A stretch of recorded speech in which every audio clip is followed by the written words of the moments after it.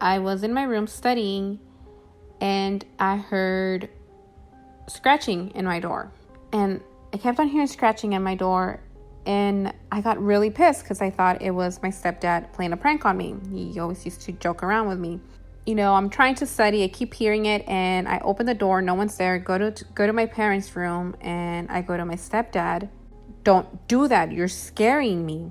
And he looked at me extremely puzzled, and my mom was like, what the fuck? Like, what's going on? And I looked at my stepdad, and his look of just complete confusion scared me even more. And I was like, stop doing that. You're scaring me. You're scratching my door. Don't do that. And he was completely confused. He looked puzzled, and he's like, Mija, if I'm playing with you, if I were scratching at your door, I would tell you I was doing that. Let me tell you, I've not left this room.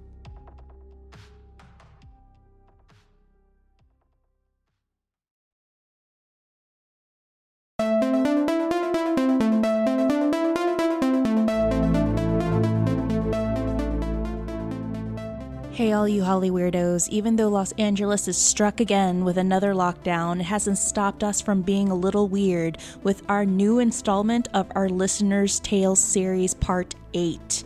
We were given some quite interesting and creepy tales, some in which I thought Bryce wasn't going to finish reading because he was that scared. We have a couple of tales and one recording that will definitely make you sleep with not only 1 or 2 nightlights on, but possibly with a circle of salt around your bed. Let's listen to one tale of what it's like to dine with ghosts. Also, what happens when one of our listeners picks up an old woman who tends to be from the other world. And another one that is a second installment or an update from a past listener's tales of Litte Things. Sometimes our loved ones still come back to reassure us that they're okay. And finally, a recording from one of our listeners that you just previewed earlier about what it's like to live in a haunted house in Los Angeles. Who is the man in black that is seen in the bottom of the stairs? Let's get scared, let's laugh, and let's hear the fear in Bryce's voice as we get Hollyweird with our Part 8 of our listeners' tales.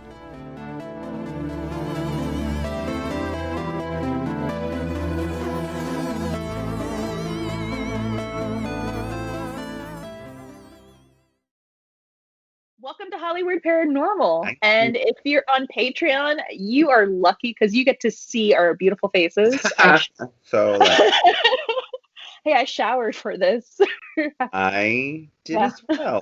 Look at us. Wonderful. Oh, you do look very, very well kept, sir. I'm liking the beard. It's nice because the beard is back. It's like covered by a mask, so I can kind of do whatever I want. It's great. There you go. Are you going to decorate it for Christmas? No. Do the glitter beard? No glitter beard, because once you glitter beard, your whole house is glitter forever. You cannot get that out. So glitter is the herpes of crafts world. It is just, it gets everywhere, and it's a pain to get out. So what's the worst is you'll wake up and there's glitter in your eye, and you're like, I did this 6 months ago, and it's still there. Yeah. I remember that I was working on this major craft project in my old apartment, and this was way back in 2009. Oh my God. And I remember I was making these glitter hairpins, and oh my God, to the day that I moved out, I would still find glitter in the crevices of that apartment. And I remember telling the old tenant, legend goes that the glitter still lingers around there, surfaces sometimes, gets in your eye. That is a good legend. In the paranormal world, it's residual. So. Oh God, yeah. I'm getting something. It's glitter. It's glitter. There you go. Well, guys, we are back at it for another Listener's Tales episode. We have quite a few stories. And we have a recorded one from our friend Jenny, and I'm so excited for you guys to listen to it because it takes place in South Los Angeles in a very old home, and we're going to call it The Man in Black. And it is a very, very creepy tale. I listened to it when she sent it to me, and I think it was I finally listened to it around 2 a.m., 2:30, because now my new bedtime is 3 a.m. since I can't sleep anymore. Definitely kept me up. Yeah. till 4 Yeah, or I had 5 to in the listen morning. to it on like, you know how you can like fast forward? I did it on like 1.5 speed because I was like, oh my God, it's so scary. 30 seconds later, I'm still terrified. Like, why are you so scared? I don't know. It is a great story. It's really great. So we have an update from another one that Bryce will read first. Yes. I don't know if you guys remember, it's from one of our listeners, Erica Stevens. Thank you so much. So she is sending us another update about the little things that she would experience from her past loved ones. And then we have another awesome one from another listener by the name of Connie. What it's like to go eat lunch in a haunted jail. Yeah. There's like 5 words that I hate in that sentence. Haunted jail. I love lunch though, so I know. I mean, it depends what kind of lunch maybe you're eating. Maybe that's the key to all of this. Like, if I get a sandwich, then I'm fine. Like, you scared? No, I have a sandwich. I'm fine. And then we have one from, I believe it's from Denise Alvarez, and she ends up picking up an unusual old lady off the side of the road. Yeah. Bryce is like, there's several words that I feel very uncomfortable with in that sentence. So Bryce is definitely going to read that. You guys are going to definitely encounter Bryce's facial expressions, the reason to why I can't contain my laughter at times. So if you're on Patreon, guys, you get to witness this. And just as a little preface as well, if you want to be a Hollyweird producer, you can by donating as little as $1 or more per month. It has helped us out tremendously to get to make sure we have our hosting site available, that we have our website running, that we also get goodies in the mail for you guys when you do sign up. So that all is a contributing factor as well. Yes, thank you. Yes, guys. And we really thank all of our patrons and all of our new ones for joining us. We really, really do appreciate it, especially during this time. It amazes us that you guys still donate, and we really, really do appreciate it. We truly, honestly do. Now, let's start with the first story, Bryce. Jump right in. Let's just jump right in. Ladies first, of course. Yeah, it's real. All right. So this one is just called Some Things. Some little things. Just some things. Hey friends, today I have an update to part of the story I sent in months ago. I wrote this into a different podcast a while ago, but as of today I have an update. Breaking news. Here's some backstory. So my life has been pretty blessed. I grew up with both sets of grandparents, and even my great-grandmother was alive and well. My mom's mom, Barbara, and Dad would write family newsletters or simple messages and sign them off with 143. 1I, 4 LOVE, love, 3 U. My mom's mom was also an avid gardener. Her favorite flower she grew was purple iris. In February of 2007, my grandmother, my mom's mom, was taken to the hospital after years of battling ovarian cancer. She steadily drifted into an unconsciousness while there. My sister, my mother, my aunts, and my grandfather and I kept around-the-clock vigil near her. My Aunt Kay is very much into sewing and quilting, and while we were there in the hospital, she had a bag of fabrics with her. Even though my grandmother was unable to respond, my aunt was speaking to her about things that she would do when she got out and she was feeling better. She was describing the silk material my cousin had sent that had peacocks all over it. Ultimately, though, my grandmother wasn't getting any better. She would not be home again. We were informed by the hospital care worker that there was nothing more that could be done but to make her as comfortable as possible. Oh. Her hospice stay was then set up, and a couple of paramedic transport workers came in to help her be moved into hospice. God, hospice is like such a godsend. It's like they are true angels. I love them. They are. Like, my grandpa was on hospice, and like the difference it made, people just don't appreciate them enough. Tangent. I don't remember the name of the man, but the woman's name badge read P. Cox, Patricia Cox. Oh my God, what? A coincidence. That's crazy. We spent the next several days in hospice, all huddled together around her. On February 7th, she passed away. Her memorial service was on Valentine's Day. Aw. Several years later, in July of 2010, a storm came through one night. My parents' home had damage and a huge tree fell. The tree went down in such a way that not much was impacted. Had it fallen any other way, it would have come through the roof and or severely hurt or killed my parents. Surveying the tree area, my mother happened upon a single purple iris in full bloom. Spooky. Ugh. Skip to 2016. My father's mother, her health is also now declining. Due to location, my parents became the go-to helpers for her and for my grandfather. My grandmother had Alzheimer's and was placed into a care facility. My mother was able to assist and help her more, and she would frequently be with her. My grandmother was staying in room 143 where she would pass away. Directly outside her room was a painting of purple irises. What? Sometimes spirits remind us that they are still with us. So that's all the backstory. So now this is update. Today, and we read, I remember we read the story, a while ago. So we just wanted to bring it up again for all of our new listeners because it's a great story. Weirded me out then because that is crazy. So this is the update. Today, sad. Today, my father's father was laid to rest in a very small service. He had been unwell for a while, but his death was unexpected. There was no real emotional preparation for it, unlike with my grandmother's, cancer for one and Alzheimer's for the other. He passed on September 2nd, sorry. I suppose my family has been processing his passing well enough. He truly had a wonderful life, and I am a firm believer in our souls passing on to the other places or existences. On the way to the funeral, I spotted a huge red truck with the image on the side. It was of Santa Barbara, the patron saint of artillerymen and gunners. My grandfather had served in the Korean War in the artillery.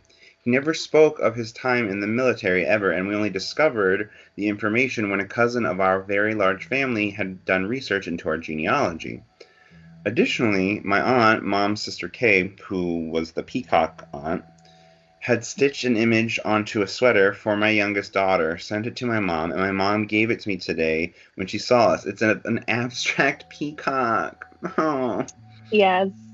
She sent us the picture. It's very beautiful. Whether it's true or not, it does help my family find strength when we see something that brings us back to past loved ones. Oh, I love that. It's such a great story. Sometimes the paranormal is not all like dark and negative. It could be some full of life and light and love. So, it just goes to show you that. Sometimes it's just, we've talked about this before, but it is just kind of like about communication and making their presence known. And, of course, like sometimes that is by like rattling or disrupting or like things that we perceive as very scary. But mostly it's still our loved one. Like that spirit isn't different just because it's like on a different plane.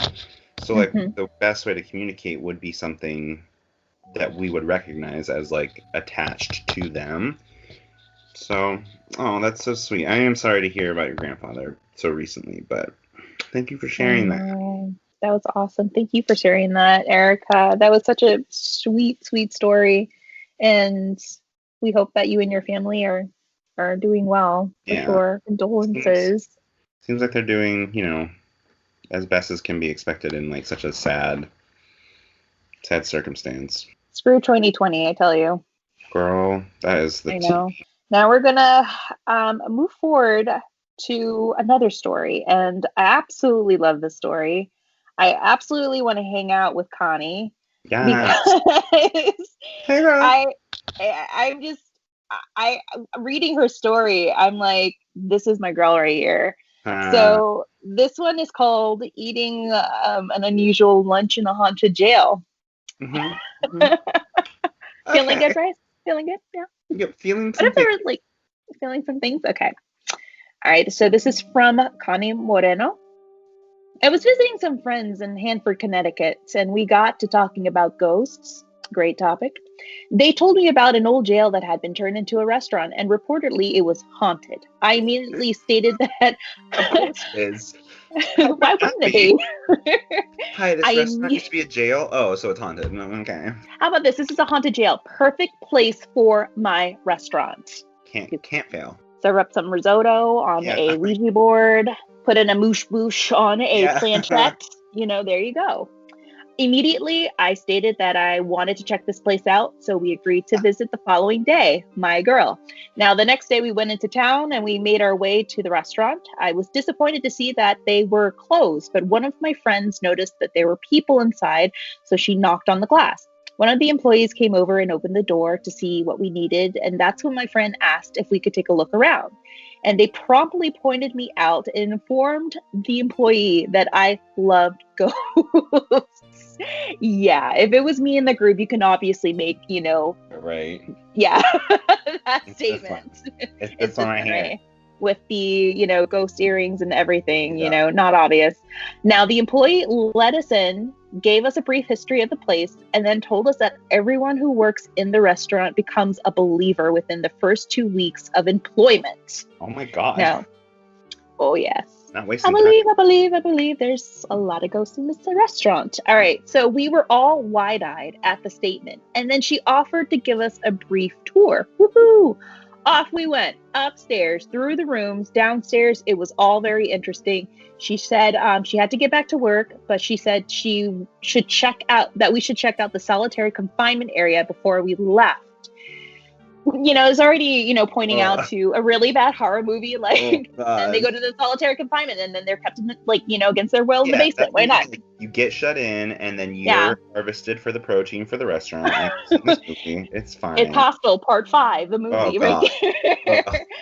Now, she pointed us down to a hallway and told us that once we were done, we could exit out the back door. So we went down the hall and found 3 of 4 tiny cells that now could be reserved for a cozy dinner.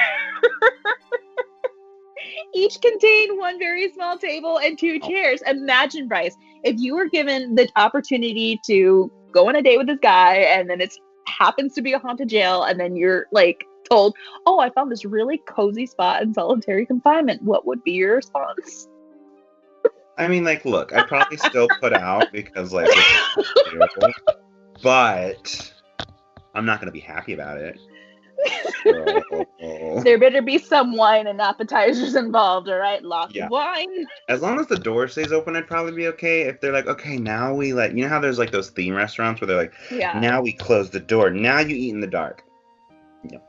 Nope, that's not gonna happen. No Mentokas. No Mentokas, my pizza. Yeah. Oh God. Or my drink. Take the food with me. I'm not concerned, but absolutely not. All right. For some crazy reason, the 6 of us decided to cram into one of those solitary confinement cells, and we were laughing and making jokes. Now, after a few minutes, we decided to leave. So one by one, we exited the cell. I was the last person to leave. Before leaving the cell, I was compelled to pause and just stand there. I thought to myself, what an awful place to be stuck in, and turned to leave when suddenly someone grabbed the strap of my shoulder bag and gave it a strong tug. Don't touch my purse. Do not touch my purse. No, thank you. Now, I turned back to see what my purse had gotten caught on, and there was nothing for it to catch on. I was at least 2 feet from the chair and 2 feet from the wall, and there was nothing for my purse strap to catch on. I let out a big scream, and my friends, who by this time were outside, great friends right, of the restaurant, came running in the back entrance. Everyone was talking at once, asking me what had happened, and my mouth was so dry I could barely get the words out. Something grabbed my purse strap. And I remember that I was cold and needed to get outside in the sunshine. Definitely something grabbed your purse strap, girl. They wanted that chapstick, just saying. When you need chapstick, that is a desperate time. Yeah, I carry chapstick, my wallet, and at times little packets of El Tapatio because I got hot sauce in my bag. You need that. You never know. Everyone was talking at once, asking me what had happened, and my mouth was so dry that I could barely get the words out. And I said, something grabbed my purse. And I remember I was cold and needed to get outside in the sunshine. Once outside, I kept mumbling that I couldn't believe what had just happened. I said, we have to eat here. We had to wait. Okay. This is so me in a scenario. We must eat here and have dessert here and just sit There's around. McDonald's, right across the street. We can just go to McDonald's. No. If you're not safe in a McDonald's, then where are you safe at? True. Now, we had to wait for the restaurant to open, so we walked up the block and did some window shopping to kill some time. Great way to decompress what you just experienced, a little shopping. Now, when it was time, we returned to the Bastille for lunch. That's the name of the restaurant, the Bastille. We were seated in a large center room that was originally the mess hall for the prisoners, and we sat at a large wooden table, and the waitress took our drink orders. Now, several of us ordered iced tea. Our drinks were placed on the table. I was sitting with my arms folded across my chest. Before I had the chance to unfold my arms, the lemon garnish from my iced tea floated up in the air, hovered, and then slammed down on the table. Everybody saw it. We all sat there stunned. I said, did you just see that? Everyone very excitingly confirms that yes, indeed, they did see this. Did I touch it? Did I touch it? Everyone was very excited and confirmed that no, I did not touch that lemon. Our waitress heard the commotion, came over to investigate. I continued to sit there with my arms crossed. I didn't really want to touch my iced tea. Everyone else told the waitress about my 2 encounters. She looked at me and said, "They really like you." I don't even remember what I ate that day, but I sure do remember that day. LOL. Okay, listen, if you're going to touch my lemon wedge and my purse, you're buying me my lunch and my drinks. Right? Jesus. Ghost. I know. Pick up the tab. The lemon. That is so creepy. I know. And for her friends to have witnessed that happening. Yeah. It clearly wanted to be seen, because otherwise, like, why would it have waited? Like, I feel like it would have waited until there was, like, less people. Like, if the whole group of them is, like, you would... Oh, God, that's so creepy. Leave my drink alone. Would you have asked the waitress for another iced tea? I mean, I have a lot of family in the South, so we take, like, sweet tea pretty fucking seriously, so... I probably would have still drank it, to be honest. Just because, like... Me too. You don't waste tea. I know. I like to spill the tea, but we don't waste it. Yeah, but, like, oh, I don't know. That's so creepy. That is creepy, but I'm glad that she had a lot of witnesses and a lot of, the restaurant workers confirming that these are things that happen on a daily basis. And for a jail like that, especially like what is imprinted in there, especially in solitary confinement, I mean, of course, something's going to reach out and try to grab you.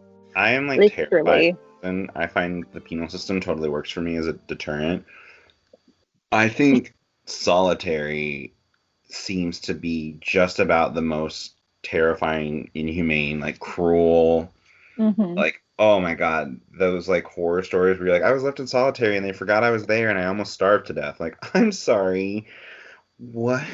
Like, it's fucking terrible. Especially when I read stories about like Eastern State Penitentiary in the East Coast, and then I read about, Alcatraz. Yep. I mean, how they treated their prisoners there, it's insane. It's crazy. Of course something's going to be left behind and imprinted there. Well, what couldn't be? Yeah. And I'm sure a lot of these jailers at the time, these prisoners were male, so they see a couple cute girls and they're like, oh my God, it's haunted. They're like, hey bro, watch this. I'm gonna grab her purse, watch this. Oh my God. So yeah. They should have comped part of their bill at least. I feel like working at a restaurant is already like bad enough. I hate the food service industry. I'm like particularly bad at it. If y'all have ever seen that movie Waiting, there's like the one kid like, oh my God, yeah, that sounds great, and then she goes back, she's like, blah, blah, blah, like fury. That is me. Without exaggeration to a T. I'm like, thanks for coming, like what a great experience, and then like the second they leave, I'm like, I hate everybody. So I already hate food service. You start like I'm sure the staff, if they all have stories within the first 2 weeks, like, can you just not, like, mess with my flow? I'm already in the weeds. I need my cup of ranch for table 2. Like, please stop messing with me. I know, girl. My first restaurant job was working as a hostess at a Cracker Barrel.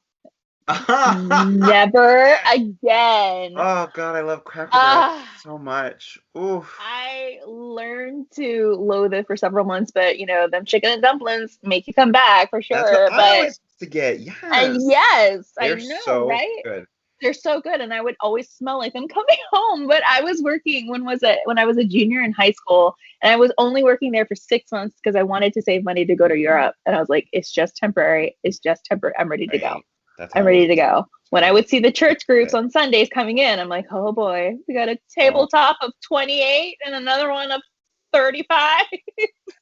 And also, like, not to be super inflammatory, but like, whatever, it's Sunday, like, doing it.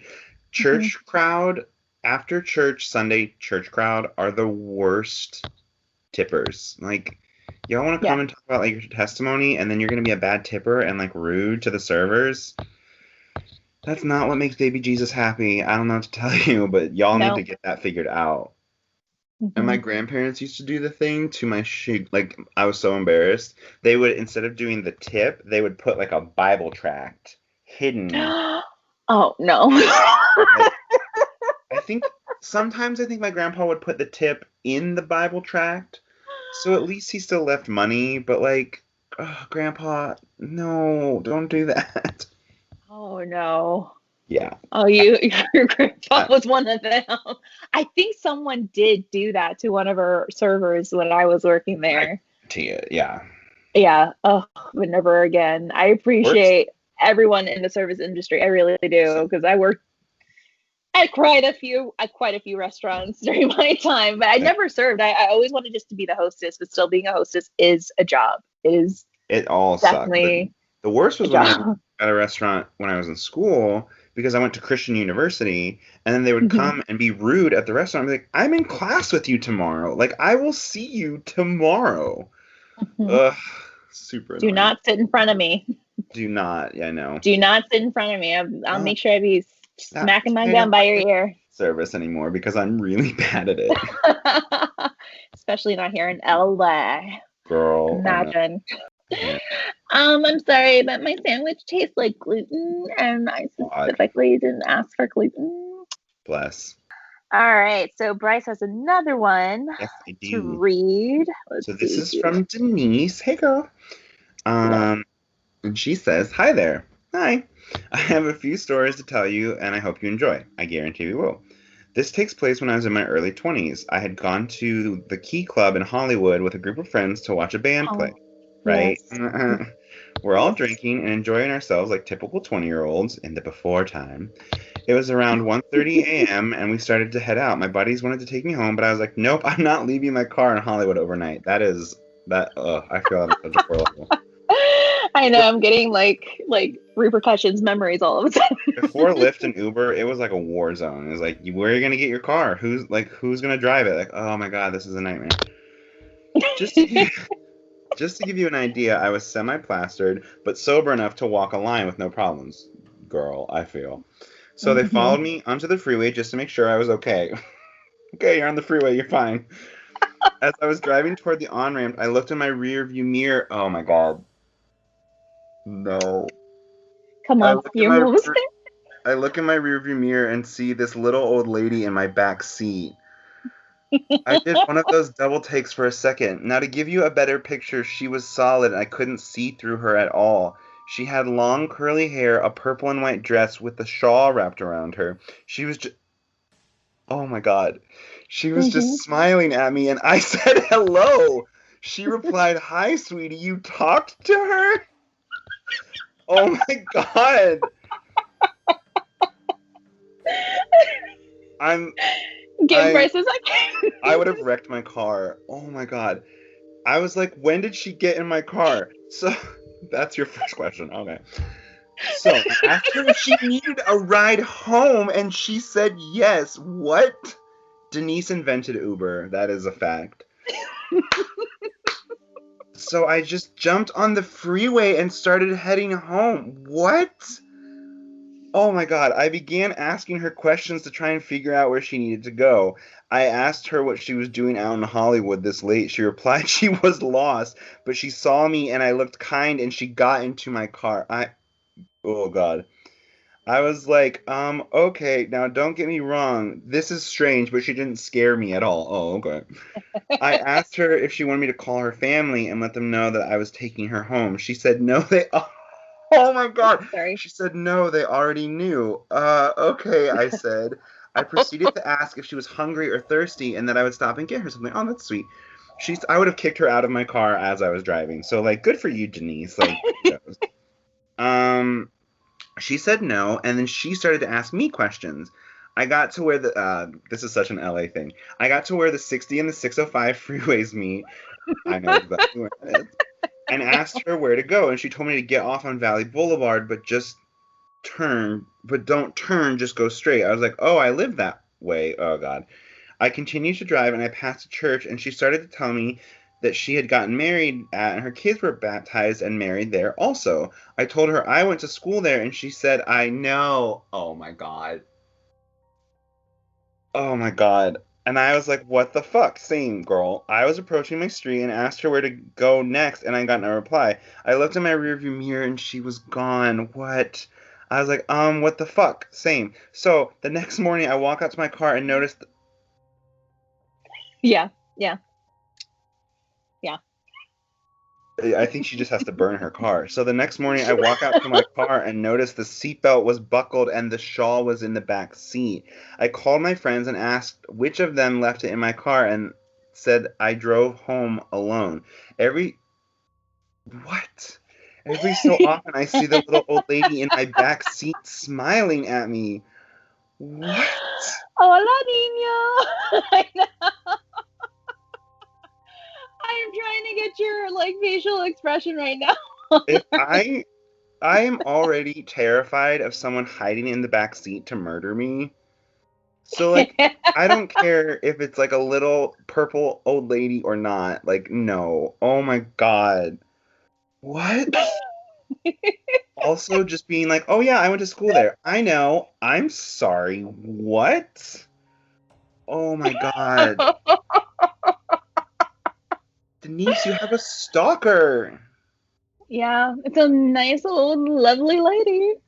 But also, what was she doing in West Hollywood in the first place? Why is the old lady in West Hollywood? Get it? It's I'm gonna go party too. Okay. Oh my God. Definitely in Boy Scout. I know. Girl, I know what's up. Denise, I honestly think you need to consider burning your car. I don't know, girl. That is crazy. And you still just see her? Oh my God, how do you not crash your car? I'm gonna lose my mind. Okay, well, good for you, Denise. You're nicer and calmer than me, so way to go. You would have left your car in the freeway. Oh, 100%. No, this is God's now. He can have it. I'm done. Jesus can take the wheel from here. I'm ready to go. I'm ready to dip. Home. I know. What if it wasn't an old lady that she picked up in West Hollywood? What if it was Pauly Shore or something? Oh my God. I don't know.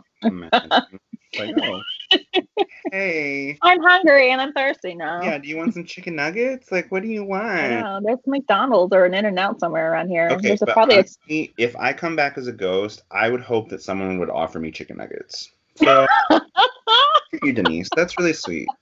Good for you. That is very, very sweet. There are good people in Hollywood. There are good people in Hollywood leaving the Key Club. Yeah, there's a few. You're right. There's a few. There's a few of them. There's a few of them. Have you ever gone to Key Club before? Or gone to where? To Key Club before? I don't know where that's at. That's off of, I think it's off of Sunset and Hollywood Boulevard, I think. I'm Googling it.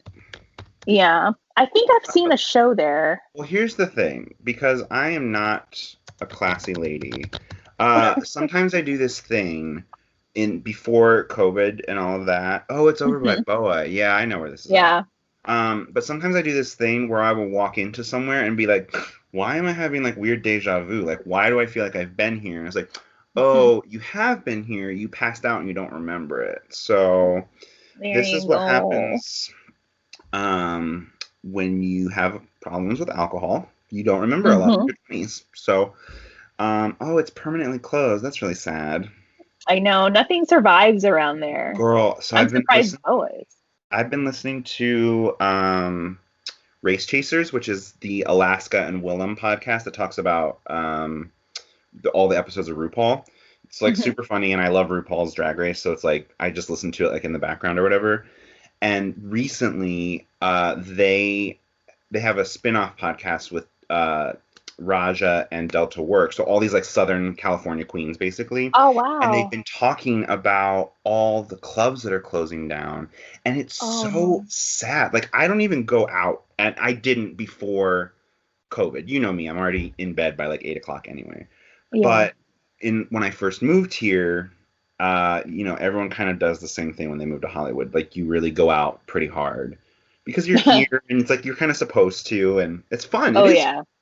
So like all these clubs like Rage, all those clubs right down there on Santa Monica are like closing, and it's just so No. sad. And like the thing that sucks is that I was only here, so I moved to LA in 2010, so I'm like a late LA adopter, and yet even in the 10 years that I've been here, the sort of like low-key gentrification of West Hollywood from like these sort of hole in the wall gay bar scene kid kind of places that by then had already super gentrified.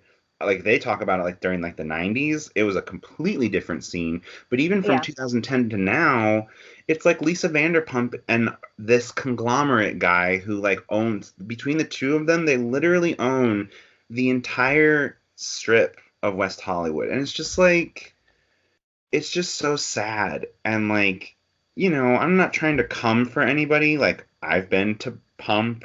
I went with a friend, and like, it's a nice restaurant.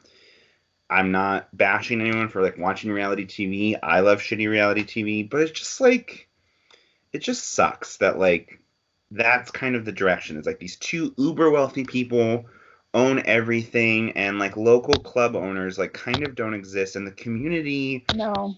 doesn't feel or look the same. And now obviously like we can't control a pandemic, and now we're losing these like garbage landmarks. I'm not trying to say that like Rage is this like amazing beautiful thing, but there is so much like nostalgia, like Musical Mondays and like all these incredible memories that I have. It's like how I met my roommate was at Rage. Like we were in school together, but like that first night when we went out, like a bunch of people hooked up and we're like, okay, well, like I'm gay and you're straight and let's just like party and dance.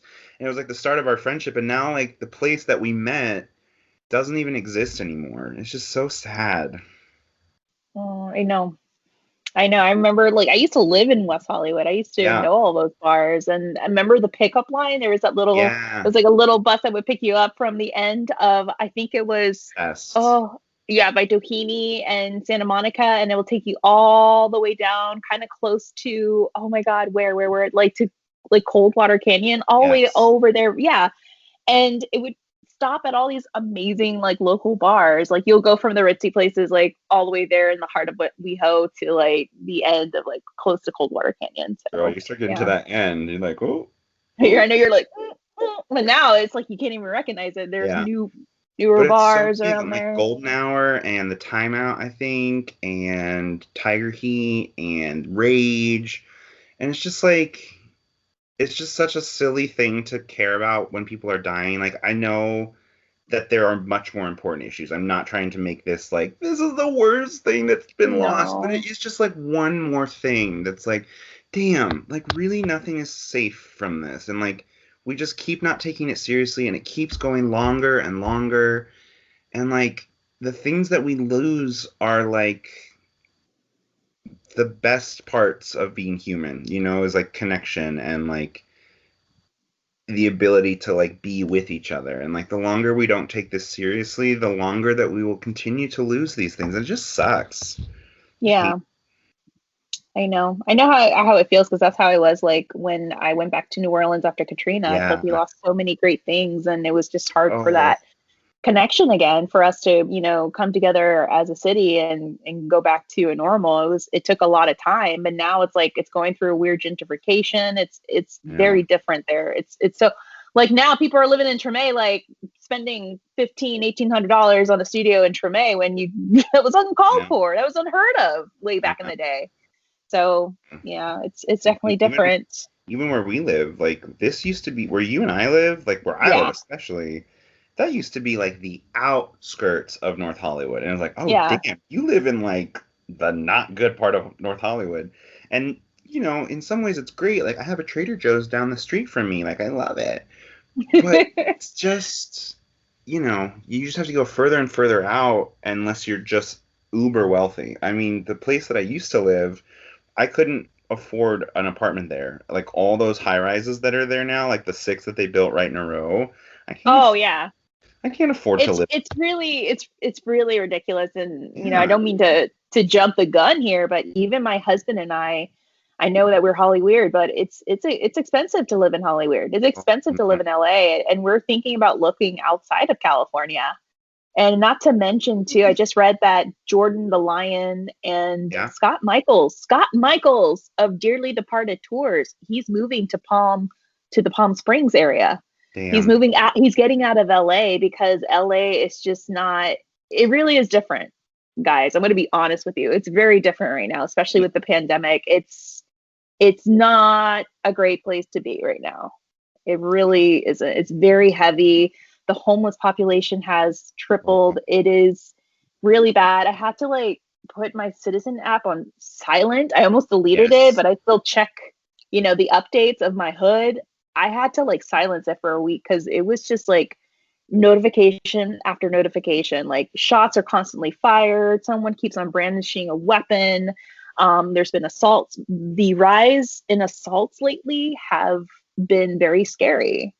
But the mayor's cutting funding. Allocating it. I know. So it's allocated to anything.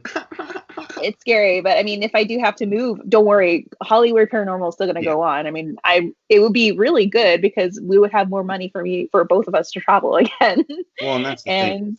We have the gift of living in the most technologically advanced society that's ever existed. So even though, it's sad and it's hard, we are so more connected now. I find that our connections are more important than ever before because you have to be intentional and you are only seeing each other on screen. And that was quite the tangent. I don't care how bad it gets. No old women better be in my back seat.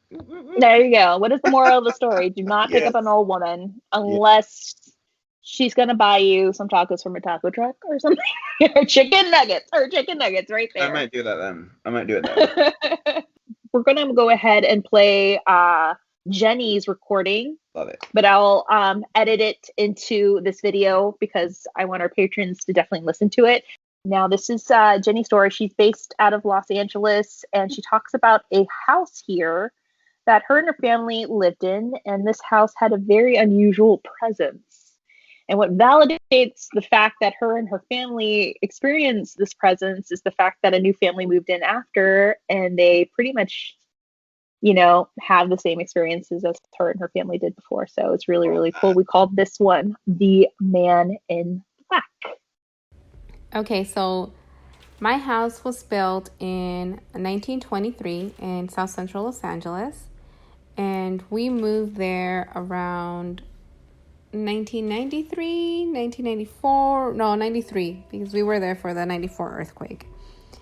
But there is a series of stories that happened to us that every single member of our family knew that there was something there. Every single person, my mother, my brother, my stepdad, my grandmama, we all knew something was going on. Visitors would talk about things that they had experienced in our home. And we lived there for, I want to say, about 15 years. And it's not like, paranormal stuff happens to you every day. It's not like that. It's just, when you least expect it, it's kind of sort of, they're like, oh, well, we're here. They make their presence known. And they did that with us. And it was definitely the territory. It was the land. It was the entire territory because we later on built a house in the back of the front house. And, I hoped that when we moved to the back house, we weren't going to experience anything else. And no, we definitely still experience paranormal activities. So here's just a couple from, some of the instances that happened to us. So I remember I was probably 14 years old, maybe 13 in middle school. And I was in my room studying, and I heard scratching in my door. So this was around 9 p.m. And I kept on hearing scratching at my door, and I got really pissed because I thought it was my stepdad playing a prank on me. He always used to joke around with me.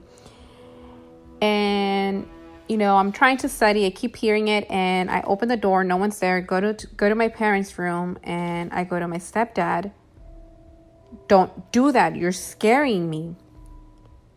And he looked at me extremely puzzled, and my mom was like, what the fuck? Like, what's going on? And I looked at my stepdad, and his look of just complete confusion scared me even more. And I was like, stop doing that. You're scaring me. You're scratching my door. Don't do that.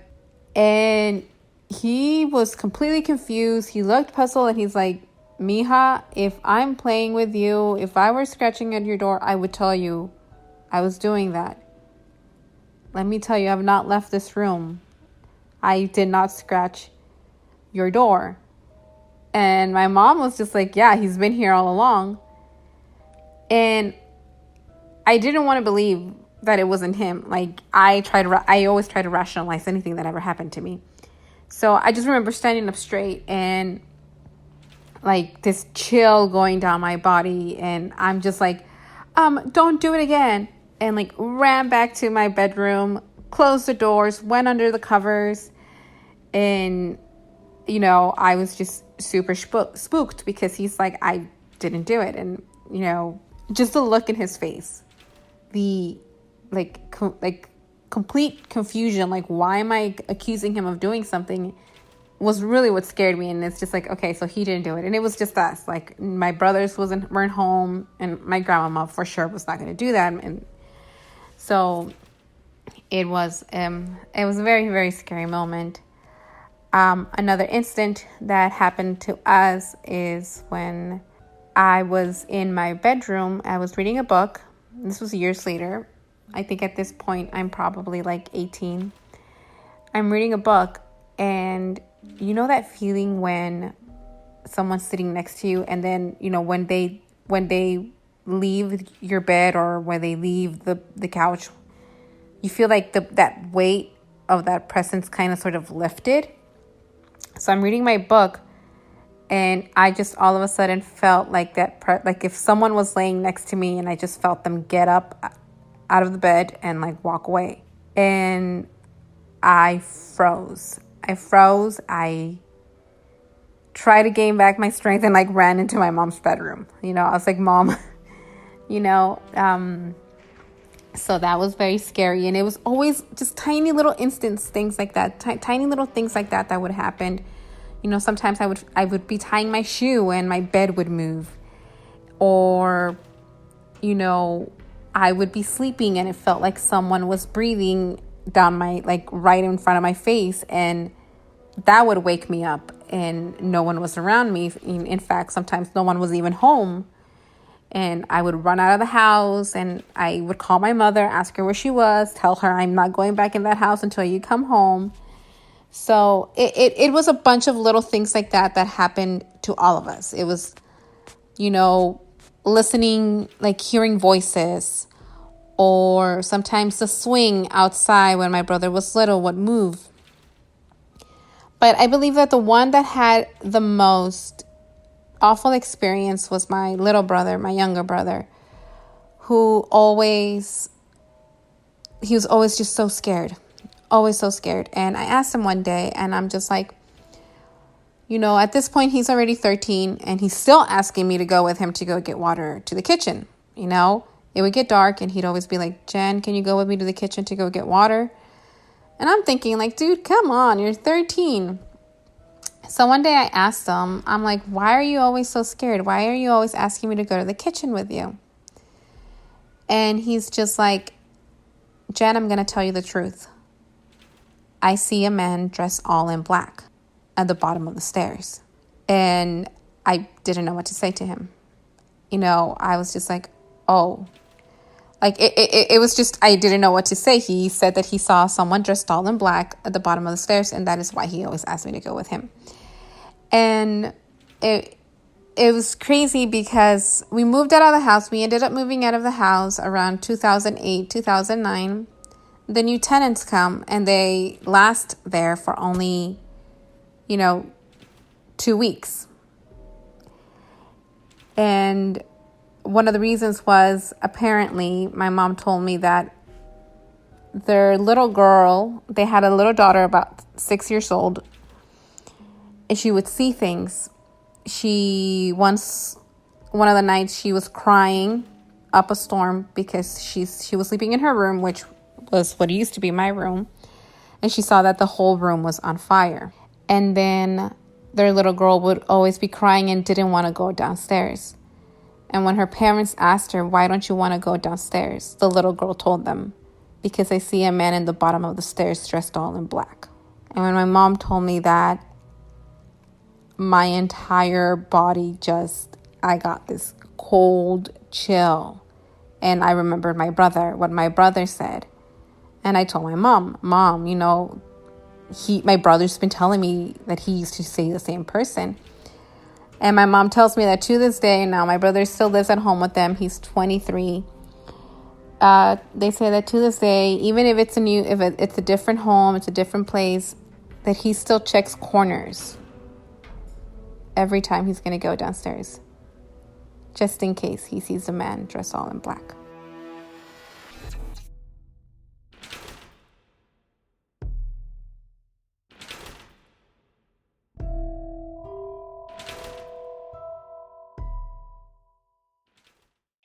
How do you feel, Bray? I feel great. It's fine. What I really love about this story is when it's taken place here. I mean, South Los Angeles is it's got a lot of history. It's a pretty old part of like LA. And at the same time, her family members notice this presence around the house.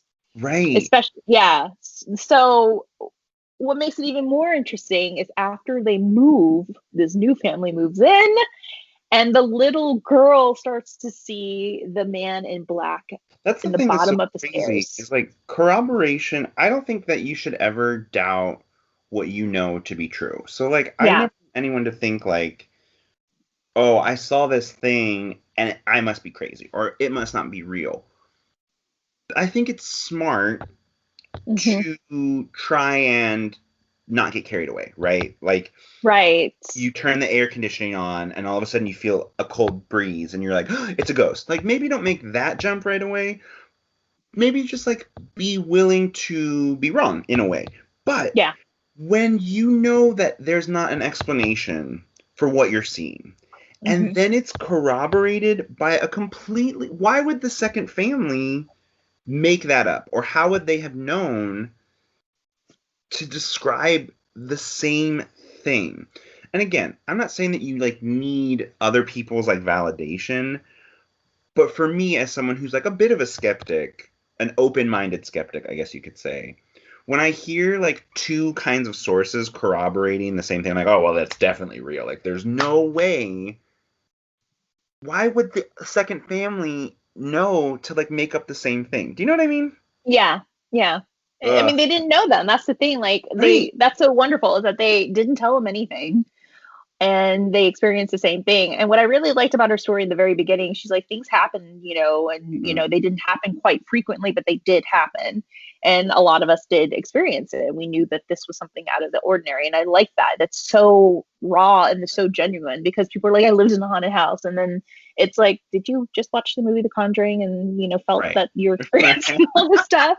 Yeah. When on my TikTok, when I do lives, guys, if you're not following me on Hollyweird Paranormal or Haunted LA Girl, on my lives, I get a lot of people that go on there and they are just like, the door closed in front of me. I'm like, well, was there a breeze? Was there a window open? Like, I mean, did it have a force? And they go off the tangent. No, like it's something evil. It's a demon. It's a demon. I'm like, calm down. Like, there's an explanation for it. I'm sure it's really nothing. I'm sure it really is the wind. Like, honestly, is there a window open? Oh, actually, yeah, the bathroom window's open and it is breezy. Okay, never mind. Right. So like, the thing is, it's easy to get swept up in like the excitement, because oftentimes, I mean, we've been on a couple. I think about the theater interview with Bridget. Like, it was such a great interview and so fun to have Yes. her there. But it was like in terms of actual activity, it was quite tame. And Very, so, very tame. Yeah. that's just the nature of the ball game is like they're not on your schedule, right? Like you Mhm. don't get to dictate like, okay, we're here now, like please show up. Sometimes they do and sometimes they don't, and almost always, even the stories that we had today. Sorry, my hair is like such a mess and I can't stop looking at it. That's It's what our okay. It has a Patreon. nice little. It has a nice. They're I gonna get to see all they're gonna be like, it's all he did is prices. fix his hair. Don't subscribe to our Patreon. My man.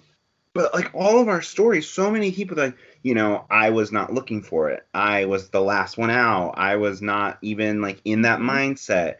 Yes. It's that weird thing of like a watched pot. You know what I mean? Like it's almost when you're not expecting it that it like snaps. And I just think snaps. Yeah. that's sort of the whole like MO, if you will. Oh, 100%. Because there are times where I'm in an investigation. I'm just, minding my own business or checking my phone or not even in the atmosphere right now, and it will just happen. Something will just happen around me or to me, and I'm like, well, I wasn't expecting that. And it sucks because like you're so prepared for it. You're trained to be prepared for it. Right. But then when it happens, it's like you're processing it. You're like, what? Wait, what is that? Wait, Totally. what is that? Yeah, that's what happened to me at Brackenfern when I saw, my first apparition.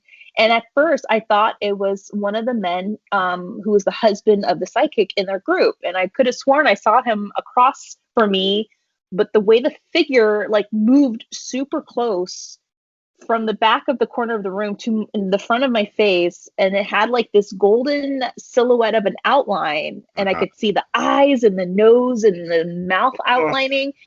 I wasn't scared. I was just like, who are you getting into my face? Like, who are you? Get the fuck out. And I like almost smacked him. I was like, bro, what is your problem? And I got up and I remember Chris August was like, are you okay? I'm like, who's in front of me? I was like, Dixie, is your husband in front of me? And he's like, no, I'm right. He was like on the opposite end of the room. And I'm like, I just saw something. I just saw a figure of a man and the guy behind me.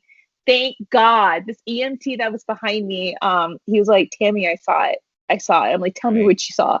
Tell me what you saw. He's like, I saw a figure zip from that banister and straight to your face. I was like, were you processing? He's like, yeah, I thought it was someone from the tour. I'm like, isn't that like anytime I've had like any kind of thing that I can't explain, it's like your brain is trying to catch up. Process it. Exactly. That's how it was. There's like no time where you're like, I'm ready. I've got like my Ghostbuster gun and I'm like kicking into action. Like, no.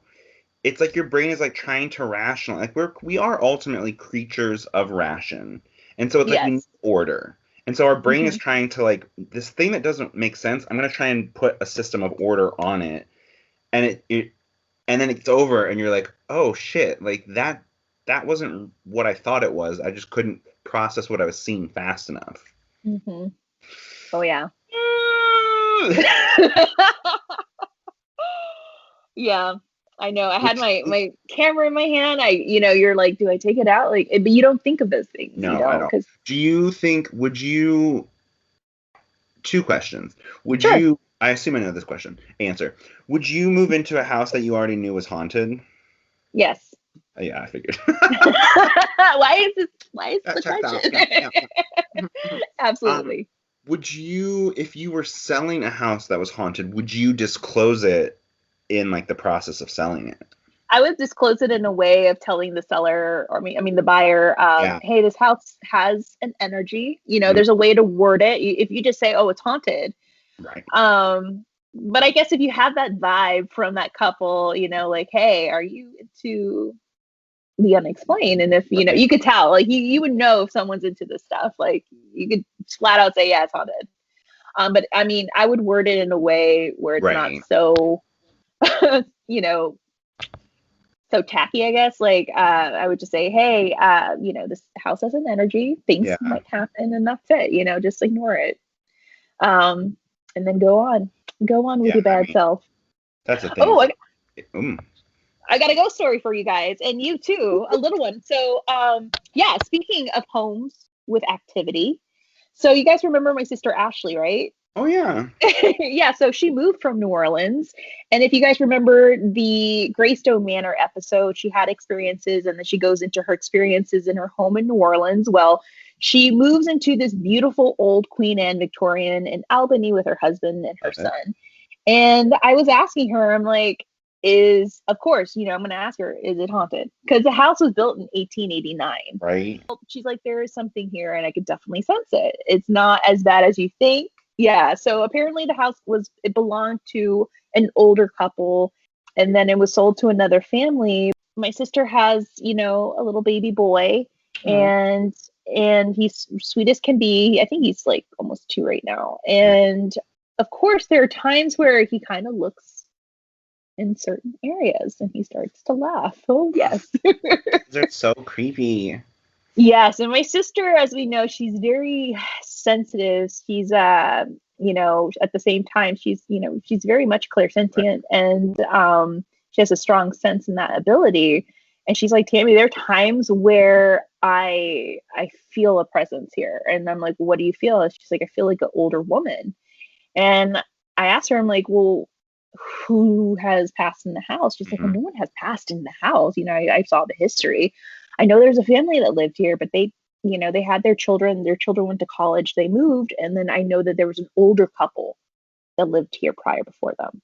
And they lived here a long, long time. They were the ones that added a lot of things to this house. So a couple of days later, we talk again and I asked her, so have you felt anything else? She's like, a little bit here and there, but it's a very positive energy. And I feel like it's mainly around Roman in a good way. That's her son. And I asked her, well, what have you found out? She's like, well, I found out that the older woman that lived here, she loved children. She absolutely loved children. And the kids in the neighborhood knew her because she was so sweet to everyone. She loved kids. So it makes sense that I would feel her presence here. And it makes sense why Roman would start to see things, in certain areas of the house where she couldn't see them. So she's like, yeah, I would just get this vibe. It's like someone visiting and checking in on things. And then they notice, my baby boy and they're like, oh, okay, here, let's play, So it's very interesting that she feels that and she senses that. And then for, her son to kind of look into places that she's thinking, is the dog there or is there someone standing there? And there's no one standing there. He's just looking. Yes. And as we know, children have a very, sensitive ability to see these things because they're told that these things don't exist, and their brains are. It's sort of a positive, checking in. I know. Yeah. So I was very happy to hear that it was something very positive and that it wasn't something negative, but she felt it, and it's validated that, it was an older woman and she feels like it's this woman that, she comes and visits, she's checking in on things. Yeah. Yeah. Because she's like, yeah, the older couple that lived here way before, they really took care of the house. They added a lot of amazing things. You could tell, they poured a lot of themselves and love into this house. So made a lot of sense. Damn. So there you go. That's a little late story. It's hard in quarantine. You got to do what you got to do to get a nanny. So yeah, it's a ghost nanny. Fuck it. Done. You just saved me $1,500 a month right there. That's so tea. Yeah, that's true. But yeah, good for her that she has a little nanny ghost that comes by and checks in on everything. Yeah, so. it's nice because your sister, since she's someone who kind of knows what to feel and what she's she's confident in her own feelings, she kind of is not caught off guard. And but it's really funny because she she was looking at another Queen Anne and I think they almost bought it. They were they almost grabbed it, but something happened in the process. When you buy a home in New York, guys, it's very difficult. That's all I'm going to say. It is a different ball game. My sister and her husband, man, they just wanted to live and buy a house there, and it was so difficult for them. But she almost bought this house, and she even got Zachariah to get involved. I think she showed Zachariah a picture of the house, And she's like, can you read this? He's like, there's nothing there. I'm not getting anything. She's like, good. Okay, great. We're all great. Hilarious. And because the house was super old and it had a very creepy servants' quarters. Like, it was a huge, beautiful Queen Anne. It was another one. And it had a lot of problems. So it was a good thing that she didn't move into that house. But still, did it have the potential to be haunted? Quite possibly. And I say always grab a, intuitive person, grab a medium, show them pictures. Got Zachariah and Peyton on like speed dial. I'm like, look at this picture. They're like, can you please stop calling us? Thank you. Okay, bye. Thanks so much. I know. I'm gonna tell my agent I need to grab my medium friend on the phone. Yeah, right. Like, I need to grab my friend on the phone. Can you please talk to Zachariah the Witch, please? Thank you. Yeah. Bye. But yeah, she's happy now, and yeah. So the answer to your question is yes and yes. Yeah, I mean, that's the thing is like, I think, all it is just communication ultimately. It's like, hey, this house has these like weird things. Like, what are you going to do, Yeah, absolutely. So yeah, I mean, definitely I would be like, yes and yes. It has a vibe. So that's all I'm going to leave it there. Yeah. Hilarious. What about you? Right? Would you live in a haunted house? I mean, if they're going to pay half of the mortgage. Yeah, honestly, the hardest part to believe of that whole scenario would be that I would ever be rich enough to have a house. So like, I don't know. Sure, maybe. Is someone giving me a house? Yeah, I'll live wherever they want. I don't care. Yeah. Yeah. Now, if the house was being sold and you knew it's haunted, what would you tell the new buyers? I would disclose it. I would too. I think like it's that same kind of thing. Like if someone's murdered there, if someone is haunting it, if there's like rust in the pipes, like you should be forthright. You know what I mean? You don't want someone to feel like you tricked them. So yeah, I would definitely disclose it. Right. If I would live there, that's a tough one. I don't know. Probably. I mean, I work. I'll rent it out as an Airbnb. There you go. Yeah, exactly. Like I work in theaters that are haunted, so. I would like to see that. I think that would be a series. Yeah. Right. Out constantly. Look, as long as they let me sleep, then I'm probably fine. If they're like waking me up at night, that one's not gonna... boy. Yeah. They'll be moving out before you do if you interrupt Bryce's sleep. 100. I will exercise that right out. Like I need hours. Thank you. No, I'm not here for that. None of this. Like I woke up at 3 a.m. with like a pressure on my chest. I'm gonna stop you right there. No. Well, there you have it, guys. This is our listeners' tales. Yay, listeners' tales. I know. I love this. I love the banter, and I love reading your stories, and we love scaring Bryce with the stories, and I love it when we get audio from you guys. So if you have Patreon, sorry, I keep on mispronouncing that. I'm the CEO or mispronouncing words and names. If you have Patreon and you're interested, then go to www.patreon.com/HollyWeirdParanormal.com. And for as little as $1 or more per month, you can be a part of our, Patreon community. You get admission into our secret podcast society of Saturday Night Ghost Club. I haven't uploaded any stories because I hear the stories and then I ask these individuals, hey, can I record it? And they're like, no. Look, I have a really juicy one. If I can listen to my voice on recording, so can you. So there you go. I have a really great one. Oops, sorry.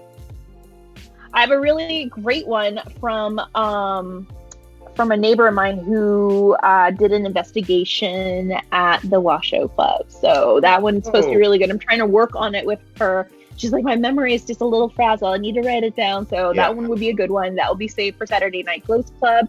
Also, we'll be posting more of these videos, guys, of our Skype. One of our members asked if we could start doing that as another incentive, and I thought that was a really great idea. I know. Yeah. So if you want to see Bryce and his facial expressions, guys, you're able to do so if you sign up for Patreon. Thank you so much. I'm going to open up our Patreon real quick because we have a couple of thank yous in motion right now. So we have a couple of new pledges. We're going to say a huge thank you to Seth Beast. To Martha V. Gonzalez and to Nikki, thank you guys so much for your donations and signing up. Thank you guys so much. Denise Shea for editing her monthly pledge from $2 to $3. Thank you. Thank you so much. We really do appreciate it. And please email me if you haven't received your goodies, or if you haven't sent your address for us to send your Hollyweird goodies. But part of your pledge, you're gifted stickers, magnets, pins, and a cute little card, and a big thank you from all of us. Yes. It's the least that we can do for you guys. And of course, we got these little cool Hollyweird coasters to rest your iced coffee on as well. So definitely go check that out. And if you feel like if you want to make a pledge for that 1 month, you're like, hey, I want to donate $1 for the month of January, you can. If you want to delete it or edit it, you're more welcome to do so. A little does go a long way, and we really truly appreciate you guys 100%. Thank you so much. Yeah, we adore you. We really do. And we love chatting with you online. Absolutely. All right. Well, we are going to exit. I'm going to grab more coffee with my husband and play with my dog, Bryce. What are you going to be doing for the rest of your Sunday? I'm going to grab coffee with my husband and play with my dog. No. Girl, you'd be so proud. I'm down to 1 cup a day. Are you okay? I phased it out because I was like, I can't get a migraine. But I was drinking 4 Trentas a day. Girl. Yeah, it's like stress drinking coffee. So I was like, okay, I need to maybe cut this back a little bit. So yeah, I'm drinking 1 cup a day. And not like a mug. Like a 1 mug. I know. The day that you stop drinking coffee would be the day that the world stops, Bryce. I don't think I can Or full stop moving. Okay, good. It's too social for me. I just like it. It's just that when I'm drinking so much, I'm like, why am I an anxious, weepy mess? Oh, well, maybe you should have 60 milligrams of caffeine a day. I don't know. Yes. Moderation. Well, thank you guys so much. Yes, thank you. And thank you for tuning in and listening to our banter, listening to these stories. If you have a story of your own that you want to share with us, we always accept them. We always save them once every 4 to 5 months before we do, another listener's tale. We love for you to send them. You could send them via audio, or you could type it. You could send it over to hollyweirdparanormal@gmail.com. You could do what Jenny did. She just recorded her story on her voice memo on her phone. She saved it and emailed it to us. It's really awesome. I love it when you guys do that, because I love listening to your voices. And I put a voice with your face on your profile, and it's just amazing. So thank you. And also, if you have TikTok, be sure to follow us at Hollyweird Paranormal. We do separate series. I've been doing series on individuals of the Latinx community. So we recently did one of Richie Valens, Selena, and Jenny Rivera. The Selena series that I did on TikTok is getting a lot of traction now that the Netflix series just came out. Oh my God, right. And people are really disappointed with it. They're really disappointed. I'm a little indifferent with it. I'm a little indifferent because I would have loved to have seen the version of Chris, her husband, Chris Perez, because he was originally supposed to do a series of their love, of their, interaction, their relationship together. Wow. And something happened, and that couldn't move forward. So It's yeah. out of the way. Yeah, but I think they did a decent job. They did an okay job. But I think we did a better job on our TikTok. So just saying. Send all us right, your guys. pics. Send us your, and Selena pics, your bitty bitty bum bum pics. All right, guys, take care. Much love, and always remember to stay Hollyweird. Bryce, do you have anything you want to say? Bye. Bye, bye guys. Take care of yourselves, and much love. Another huge thank you to all of our listeners who submitted their stories. Thank you so much. We really do appreciate it. Bryce, not so much, but we love getting a good scare out of him. Have a story that you want to share for our next Listener's Tales? Then do so by sending it over to hollyweirdparanormal@gmail.com.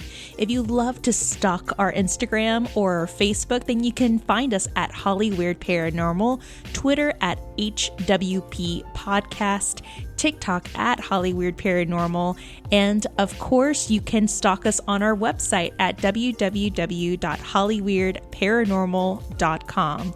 There you can get caught up with our past episodes and seasons. You can also read our bios and also shop at our store. We do have a little merch store that is attached to our website there, and you can discover new ways where you can listen to our podcast, of course. If you have a minute or two to spare, please be sure to subscribe, rate, and review our podcast on Apple iTunes. It really does help us indie podcasters out. It helps us become a little more visible. If you don't have Apple Podcasts, then you can definitely tune into our podcast on Castbox, Deezer, Blueberry.net, Google Play, and also Spotify and iHeartRadio, or wherever you get your podcast fix. All right, friends, till next time, be sure to take care of yourselves, keep yourselves safe, and most of all, stay Hollyweird. Till next time, friends, take care.